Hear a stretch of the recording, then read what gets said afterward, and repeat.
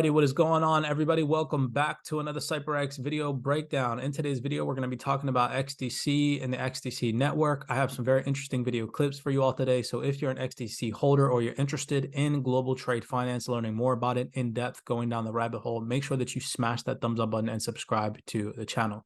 Now, we all know global trade finance, or at least if you don't know, it is a massive and essential aspect of the global economy, facilitating the movement of goods and services across borders. However, traditionally, trade finance processes are often complex, time-consuming, and costly, creating inefficiencies and risks for all parties involved. Now, in recent years, the emergence of blockchain technology and fintech firms have created opportunities to transform the trade finance ecosystem by offering things like faster, more secure, and cost-efficient and effective solutions. Now, as a result, we are currently in the process of witnessing a significant shift. Now, this is something that we've been talking about on the CYPRX platform for some time now, a shift towards the digitization of trade finance alongside our whole entire global financial ecosystem, which is expected to reshape the way global trade is conducted in several years to come. Now, people need to understand that this is not a quick, fast, over the night, get rich quick scheme race. It is a long, drawn out process that takes regulatory framework, processes, retraining, a revamping of whole entire infrastructures to a more digitalized way of doing things. And it's not something that's just going to flip the switch and happen in one day. Now, XinFin's XDC plays an important role. If you're not too familiar with XDC, XDC is a digital asset that serves as the underlying currency of the XinFin blockchain platform. Now, XDC offers several advantages over traditional fiat currencies, including things like faster transaction times, lower fees, and increased security. This, in our personal opinion, makes XDC an ideal currency for trade finance transactions. And in today's video breakdown, we're going to go over that a little bit. So let's jump over to a very interesting interview that we have from the Hyperledger Foundation, where Andre Casterman is an important key speaker in this. He talks about the digital financial trade industry. He talks about the DNI Initiative. So we're going to go down this rabbit hole. Again, if you all enjoy deep rabbit hole dives like this, smash that thumbs up button and subscribe to the channel. Sit back, relax, and enjoy this little tiny video clip and the other video snippets that I have to display for you all today. And then in between, we're going to go over and break them down for you all.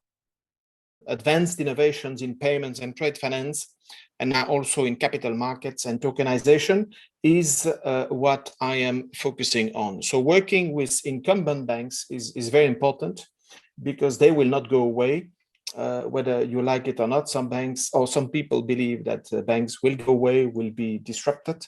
That will not happen in my view. New entrants are definitely making inroads and pushing the market. But working with existing banks is a priority. Working with existing banks is a priority.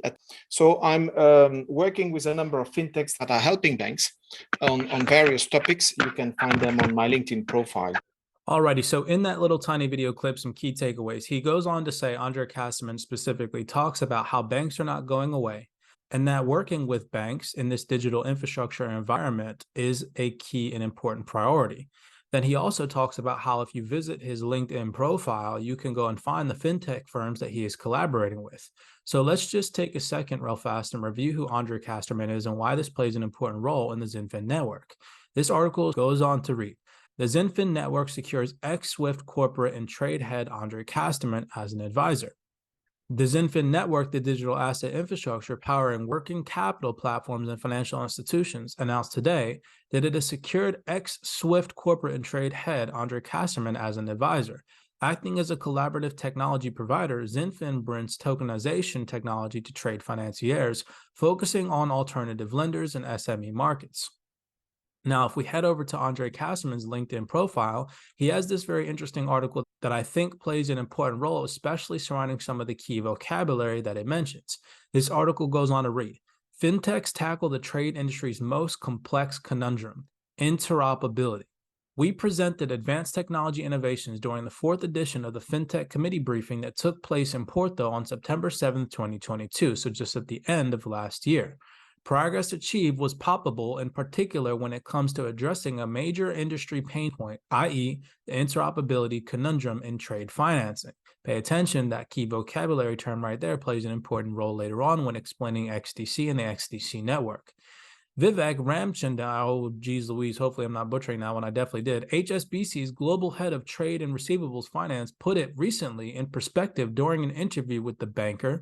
Individual organizations such as HSBC have made huge progress, as 85% of all trade transactions are initiated digitally.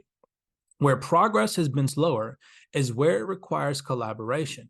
It feels like 2 steps forward, 1 step backward. He said interoperability is the holy grail. That is massive, surrounding some information that I'm going to give to you all in just 1 second. And it's not up to one player to help banks. Insurance companies and logistics companies collaborate. As an industry, we need to do better. So it goes on to talk about multiple individuals, potentially these fintech firms, again, the companies that are going to help these banks collaborate. The industry is now starting to do much better, indeed, mainly thanks to fintech developments that showcased in Porto. We can summarize these findings below. Now, some of these summaries and these findings go on to say, increasing interoperability represents the industry's most pressing and most difficult collaborative effort. That is the most important part of these key findings. Now, if we scroll down here to the bottom of this article, it goes on to takeaway number 4. Distributed ledger technology-based interoperability solutions will expand in scope, thereby gradually moving more functions on-chain. Soon, the settlement leg will also be performed on-chain through one of Impel's service offerings, which supports ISO 20022 and embeds collateral for instant settlement over the XDC network. The XDC network is the only layer 1 hybrid blockchain infrastructure that focuses on transaction banking. And what did Andre Casterman say in the little tiny video clip before? That working with incumbent banks, the banks are not going away, and prioritizing the digitalization that these banks are transitioning over to is a key priority, and that he is working with fintech firms. Again, Zinfin is one of those fintech firms. Now he goes on to say, I expect a new breed of distributed ledger technology-based interoperability solutions to be rolled out as alternatives to Swift's proprietary and too costly messaging. Now, let's pause just there for a second, and I want to explain to you guys. The XDC network enables interoperability between different banks by creating a standardized protocol for trade finance transactions. This allows for banks and other financial institutions to communicate and share information more easily, reducing the time and cost involved in trade finance transactions. Now, by using XDC as a digital asset, financial institutions can transact with each other in a more efficient and secure manner with the ability to settle transactions in real time. The interoperability capabilities, as you all saw that important key vocabulary word, of XDC can enhance global trade finance by creating a more seamless and efficient platform for cross-border transactions. Now, with XDC, financial institutions can offer their customers faster and more cost-effective trade finance solutions while also reducing the risk of fraud and error. Additionally, XDC's smart contract capabilities enable the automation of trade finance processes, reducing the need for manual intervention and streamlining their entire process. With XDC's interoperability capabilities, they can also help to address the issues of financial inclusion by providing a more accessible platform for trade finance transactions. So take that into consideration surrounding some of the key vocabulary words thrown around in Andre Casterman's LinkedIn profile, where he goes on to talk about interoperability and how XDC is mentioned. Now, we also see a list of those fintech firms that Andre Casterman is working with and how XDC is right down here listed as a collaborative partner. Thank you, Andre. What are we trying to do with the DNI initiative is basically to increase digitization of those instruments that, because of regulatory requirements, still require the use of paper. And we're really talking about bills of exchange and promissory notes. So we're trying to bring enhanced technology to banks in order to indeed provide a superior user experience to their clients. And as you know, if clients have a better user experience, there is more business to make. So increased origination is definitely the purpose of that initiative. So Andre Casterman goes on to talk about the DNI Initiative and how they're trying to provide superior technology to banks. Well, here's an article that reads, DNI Initiative membership XDC Network joined the DNI Initiative in November 2021.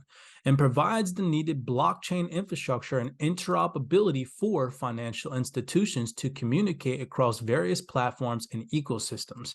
That sentence alone literally opens the door for the future of XDC. This article continues. The association was formed by the ITFA, and it aims to fully digitize trade documents and negotiable instruments, as well as integrate them into the existing processes. It follows the United Nations Commissions on International Trade Law, Module Law on Electronic Transferable Records, and promotes regulatory changes when necessary. The MLTR, or again, the Module Law on Electronic Transferable Records, is the most suitable use case for blockchain technology, and in particular, public ledger technology. Now, the XDC network brings the needed blockchain infrastructure to support interoperability across financial institution platforms and ecosystems. And this article finishes off by saying, we are delighted to work with the members of the DNI Initiative, and Inigio in particular, to bring the MLETR to life in the most interoperable and secure and cost-effective way.